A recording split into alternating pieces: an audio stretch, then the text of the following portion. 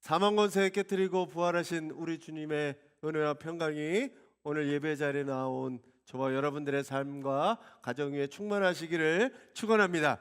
오늘 옆에 계신 분들하고 인사하겠습니다. 예수께서 부활하셨습니다. 자, 당신에게도 부활의 봄이 왔습니다. 부활의 봄이 왔습니다. 네, 부활의 봄이 왔습니다. 네.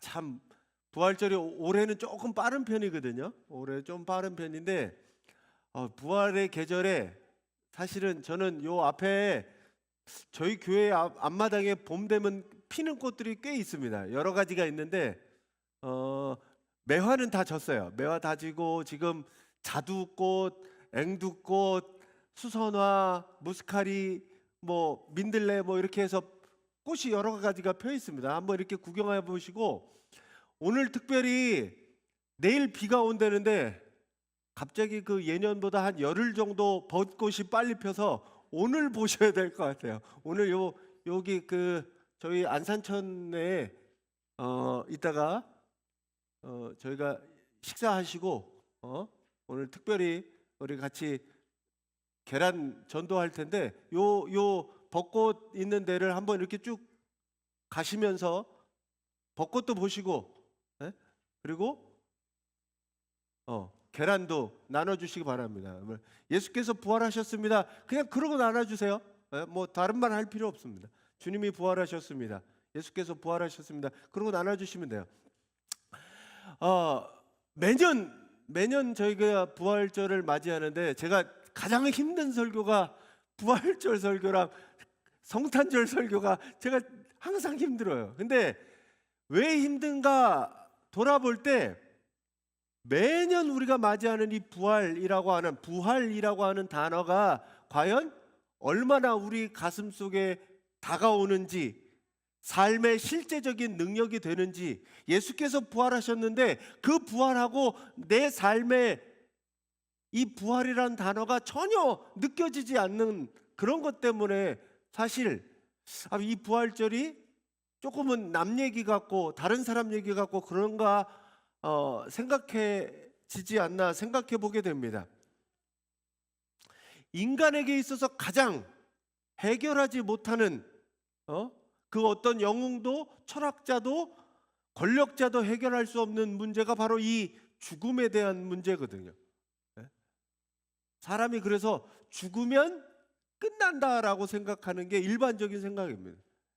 사람이 죽으면 누구나 한 줌의 재로 돌아가거나 흙으로 돌아가거나 그러면 끝이다라고 생각하는 거죠.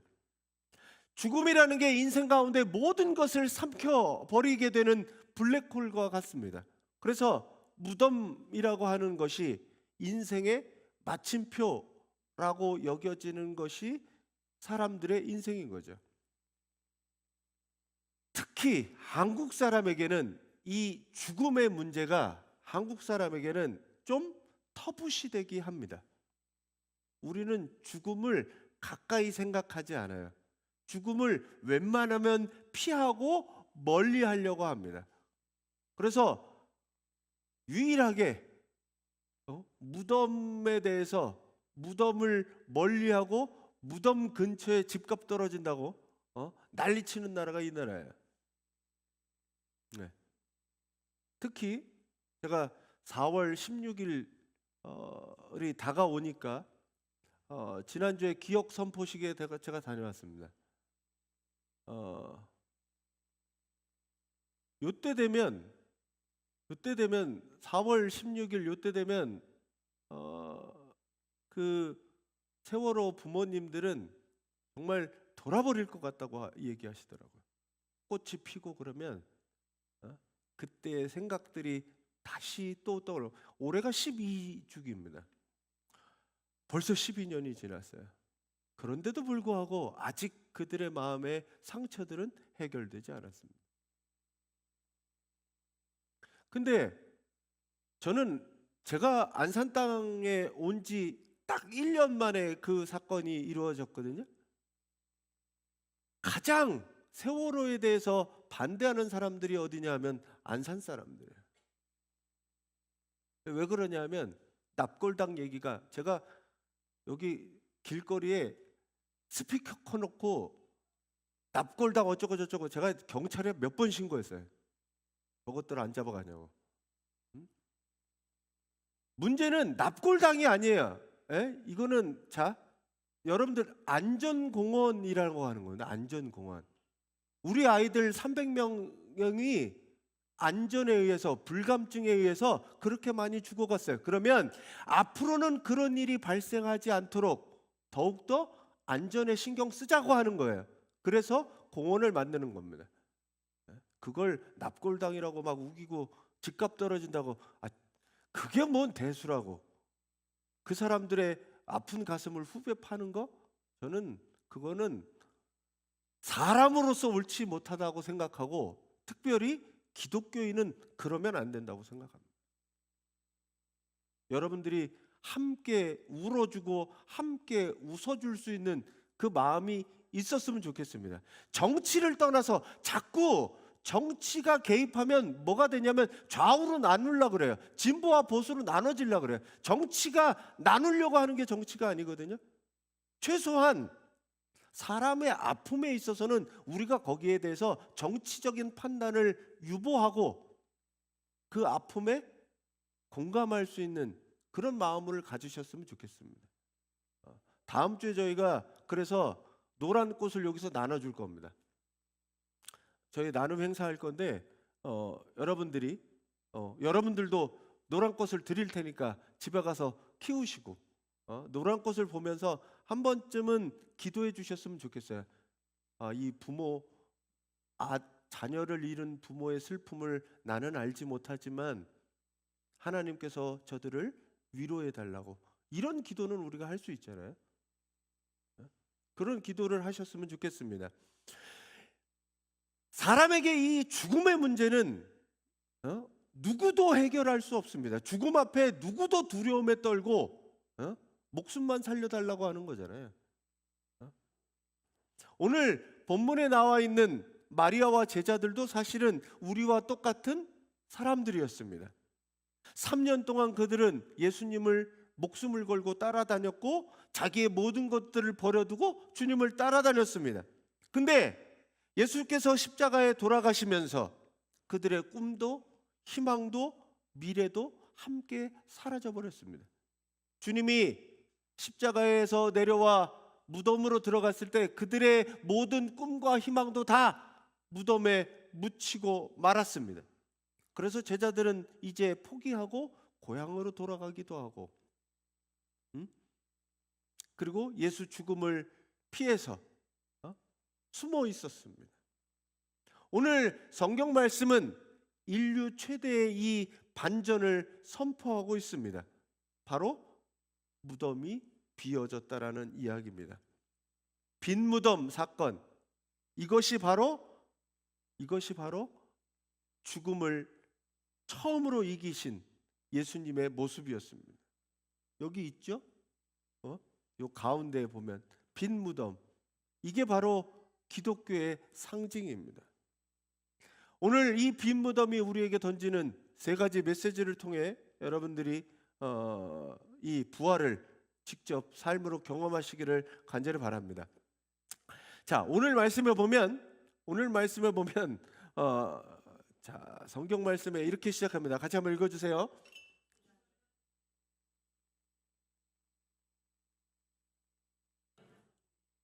자, 주간의 첫날은 안식 후 첫날입니다. 안식 후 첫날을 세번역에서는 주간의 첫날이라고 번역을 했어요. 저는 안식 후 첫날이 조금 더 나은 것 같긴 한데, 자, 안식일이 언제냐면 안식일은 금요일 날 밤부터 시작합니다. 그래서 토요일 날 밤에 끝나요. 안식 후 첫날은 사실은 토요일 다음 날. 그래서 주일날, 우리가 지금 주일이라고 부른 날이 안식 후 첫 번째 날. 이게 성경에 어디 표현해 보면 제8일이라고 되어 있습니다. 8번째 날이라고 하는. 자, 이 8번째 날이라고 하는 그 날이 안식 후 첫날 저희가 지키는 주일날이에요. 주일날 새벽에 막달라 마리아가 무덤에 달려갔습니다. 막달라 마리아가 왜 무덤에 갔을까요? 어? 아니 무덤은 성경에 보면 무덤은 돌로 막혀 있고 로마 병정들이 지키고 서 있었습니다. 일개 여인 하나가 가서 뭘 할 수 있겠어요? 무덤에 가서 병정한테 빌어야 되죠. 병정들이 그 무거운 돌을 옮겨주겠어요? 그 여자의 이야기 때문에?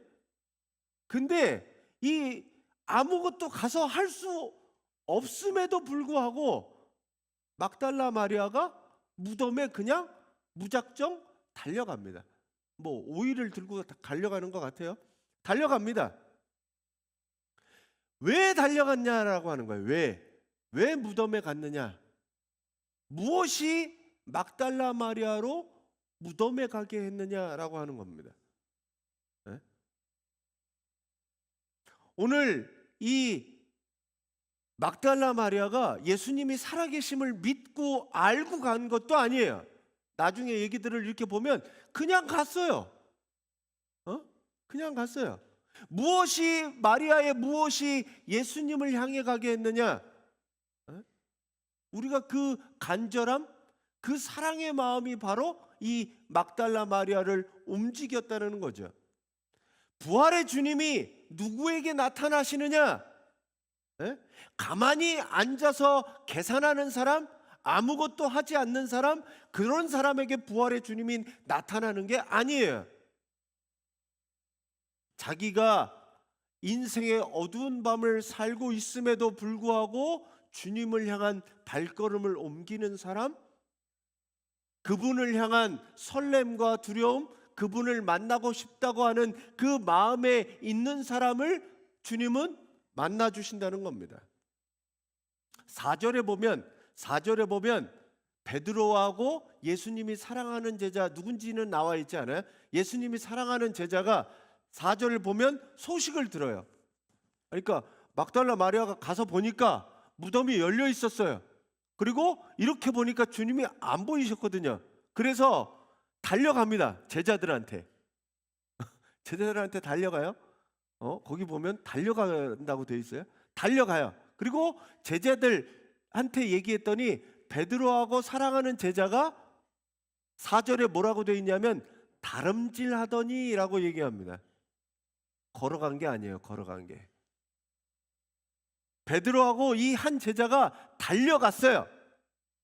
달려갔는데 베드로보다 그 사랑하는 제자가 달리기가 좀 더 빨랐나 봐요. 그런 것까지 기록하고 있어요. 베드로를 뒤에다 두고 이 사람이 먼저 달려갑니다. 젊었는지 아니면 주력이 좋았는지 하여튼 막 가요. 먼저 가요. 성경에 왜 굳이 이 사람들이 갔다라고 하는 표현만 쓰면 되는데 달려갔냐라고 하는 이 표현을 썼냐는 거죠. 굳이. 당시 양피지가 싼 것도 아닌데 달려갔다라고 하는 표현을 굳이 거기다 쓴 이유는 베드로와 이 제자의 심정을 나타내주고 있습니다. 전력질주한 거예요. 둘이 같이 다름질하더니 라고 하는 말은 부활이 저들의 삶에 가장 시급하고 중요한 문제, 그래서 그들은 한시가 급하게 달려갔다. 자기가 할 수 있는 최선을 다해서 그걸 빨리 보고 싶었다는 거죠. 여러분들의 삶에 부활의 감격에 메마른 적이 있습니까? 부활을 내가 달려가면서 부활절 아침에 주님을 향해 예배하는 가운데 막 달려가고 싶은 마음, 그런 마음들이 여러분 가운데 있으십니까? 주일날 아침마다 가기 싫은데 억지로 끌려가는 그런 마음들은 아니냐는 거죠. 우리가 그런 식으로 주님을 만나는 게 아니라 빨리 달려가서 그분을 만나고 부활의 주님을 경험하기 위해서 그런 설레는 마음, 그런 우리의 마음이 있다면 주님을 만날 수 있다는 거죠. 다 끝났어. 이제 포기하면 입이 죽었는데 뭐하냐? 그 마음이 제자들에게는 없었겠어요? 제자들은 죽는 모습도 봤고 무덤에 들어가는 모습도 본 제자들이, 근데 그들이 부활의 소식을 듣고 다름질했다라고 하는 것은 마음속에 주님을 향한 마음, 설렘, 그런 것들이 자리 잡아 있었다는 말씀입니다. 저는 여러분들이 이 부활의 주님을 만나는 감격, 그 설렘이 넘치는 예배의 자리가 되시기를 간절히 바랍니다. 그런 사람이 주님을 만날 수 있다는 거예요. 주님을 만나고 싶다고 하는 사람들, 주님을 경험하고 느끼고 만나고 싶다고 하는데 내 마음속에 정말 주님을 만나고 싶은 마음이 없다면 주님을 만날 수 없죠. 전 그 설렘과 그 만나는 기쁨이 여러분들에게 있어지시는 오늘 이 부활절 말씀이 되시기를 간절히 바랍니다. 자, 두 번째는, 이 사람들이 갔어요. 자, 가서 본 다음에 문제가 되는데, 이 베드로가 먼저 뛰어간 제자는 거길 못 들어갔어요. 왜냐하면 먼저 간다고 들어가는 게 아니더라고요. 먼저 갔는데 거기서 못 들어가고 거기 무서워서 그랬는지, 괜히 잡혔다가 로마 병정한테 혼날까 봐 그랬는지 못 들어가고 베드로가 와서 베드로가 먼저 들어갑니다. 자, 베드로가 들어가서 보니까 이상한 장면이 있는데 같이 한번 읽어주세요.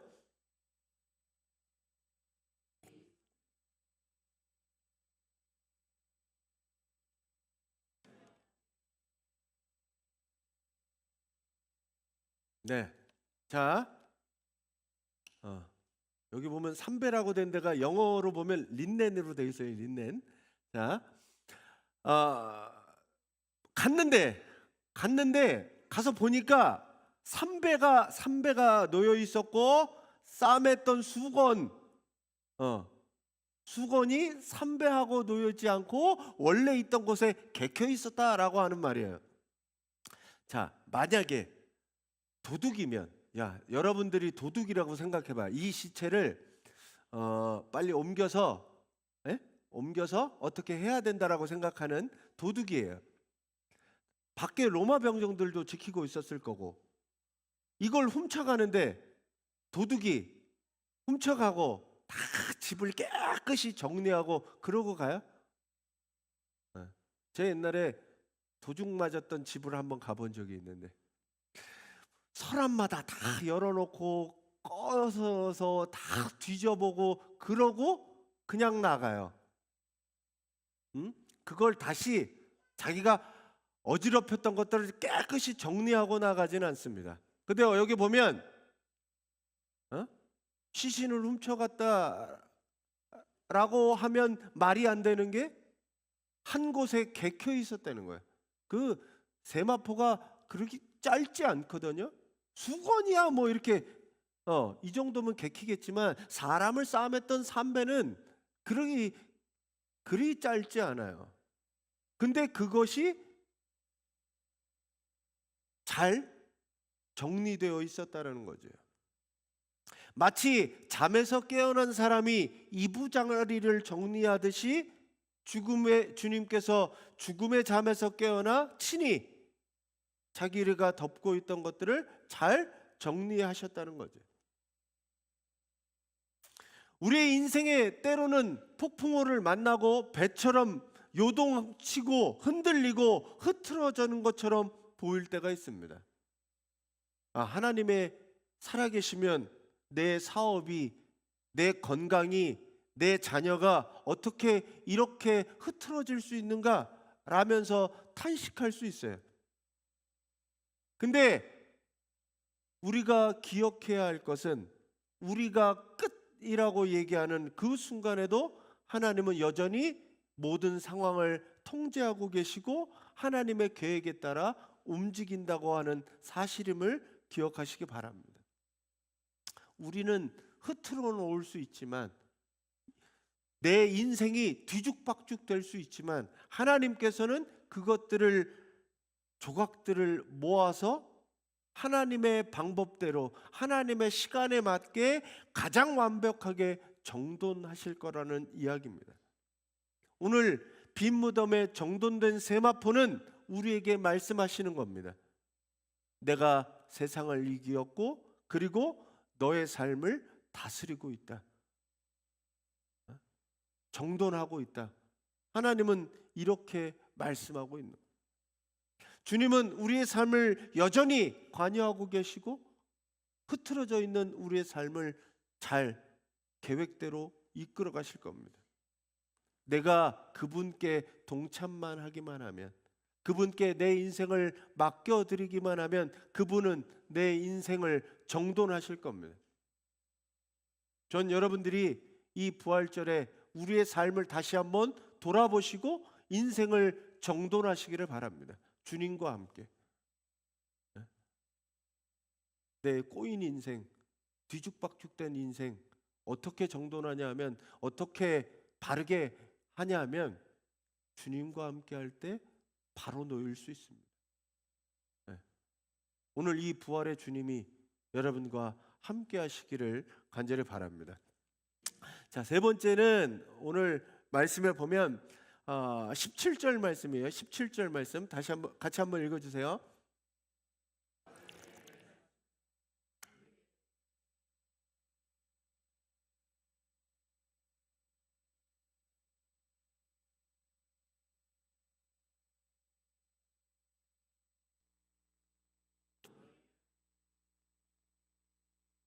네, 이제 마리아를 만나서 마리아하고 대화하는 중에 제가 요 문장에서 가장 핵심은 내가 나의 아버지 곧 너희의 아버지라고 하는 문장에 오늘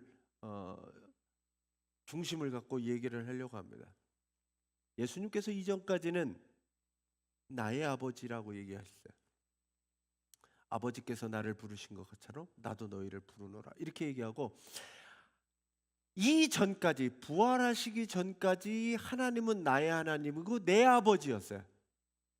너희의 아버지는 아니었어요. 아버지께서 말씀하시기를 예수님이 항상 내 아버지, 나의 아버지. 근데 오늘 부활하신 다음에 비로소 나의 아버지가 곧 너희의 아버지라고 얘기하시는 거예요. 이게 무슨 의미냐는 거예요. 지금까지는 예수님의 아버지였어요. 거기서 끝이었어요. 근데 그 예수님의 아버지가 우리의 아버지가 되신다는 이야기입니다. 예수 그리스도로 말미암아 죄 아래에 있던 죄의 자녀였던 우리가 이제 하나님의 자녀로서 바뀌어졌다라고 하는 의미입니다. 하나님은 저 멀리 심판하는 심판주가 아니라 이제 우리의 뭐가 되시냐 하면 아버지가 되시는 거예요. 이게 우리의 삶의 가장 큰 변화의 사건입니다. 여러분의 존재가 예수를 믿고 무엇이 변하느냐? 내 존재가 바뀌는 거예요. 하나님이 우리의 아버지가 아니었는데 저분이 우리의 아버지가 된다라고 하는 거예요. 나는 하나님의 양자가 되는 거예요. 양자. 하나님의 자녀가 되는 겁니다. 이게 성경에서는 하나님의 자녀가 되는 권세라고 얘기해도 권세. 왜냐하면 아버지 아들이 갖고 있는 능력이 있기 때문이에요. 아들은 뭐냐? 당시에 아들은 아버지의 모든 권한을 물려받고 재산을 물려받는 상속자이기 때문에 그래요. 이 로마 사회에서도 이 아들은 아버지의 모든 권한을 물려받습니다. 우리가 부활의 주님을 믿고 따른다는 말은 더 이상 죄의 자녀가 아니라 누구의 자녀예요? 하나님의 자녀예요. 그래서 여러분이 기도하실 때 우리 주기도문 같이 하잖아요. 하늘에 계신 우리 아버지. 그 아버지가 무서운 옆집 아저씨가 아니라, 무서운 재판관이 아니라 내 아버지가 되시니 나를 용서하실 수 있는 거죠. 자녀들의 잘못을 많이 용서해 보셨어요? 어? 용서하시잖아요. 잘못했다 그래도. 뭐 어떻게 할 거야? 아들인데 딸인데 어떻게 할 거예요? 용서해야지. 어? 우리나라 말 그런 얘기 있잖아요. 자식 이기는 부모 없다고. 어? 저는 하나님의 마음을 대변했다라고 생각합니다. 하나님이 우리를 여전히 용서하시는 것은 하나님의 사랑 때문이죠. 부활의 주님을 믿는다고 하는 것, 여기에 나와 있는 나의 아버지가 이제 너희의 아버지다. 나의 하나님이 너희의 하나님이다. 라고 말씀하시는 겁니다. 세상이 우리를 버리고 상황이 우리를 외면하고 어렵게 만들어도 우주를 창조하신 하나님이 우리의 아버지가 되셔서 우리를 책임져 주신다는 약속, 이것이 바로 자녀됨의 권세입니다. 여러분들의 삶의 모든 두려움, 걱정들, 그 두려움들을 내쫓는 내가 하나님의 자녀야 라고 하는 그 기쁨을, 그 권세를 누리며 살아가시는 우리 성도님들이 되시기 바랍니다. 울면서 무덤에 왔던 마리아가 이제 전혀 다른 사람이 되어서 제자들에게 달려갑니다. 첫 번째는 주님이 없어졌다라고 말했던 이 마리아가 18절에 보면 뭐라고 얘기하냐면 내가 주를 보았다라고 이야기해요. 기독교 2000년 역사의 가장 강력한 문장이 뭐냐 하면 이겁니다. 내가 주를 보았다. 한마디 더 하면 내가 부활의 주님을 만났다라고 하는 거예요. 그 기독교가 어디서 시작됐냐면 그 한 문장으로 시작한 거예요. 부활의 주님이 없으면 여러분들이나 저나 여기 있을 필요가 없습니다. 내가 부활의 주님을 만났다고 하는 그 문장 하나로 기독교 2000년은 시작되게 됩니다. 절망의 끝에서 무덤을 찾아가서 그 시체에 기름이나 좀 발라 드리려고 했던 이 여인의 모습이 소망의 시작을 알리는 종소리가 되었습니다. 마리아의 슬픔은 춤으로 변했고 그녀의 탄식은 찬양으로 바뀌어졌습니다. 성도님, 여러분들의 마음에 지금 무엇이 보이고 계십니까?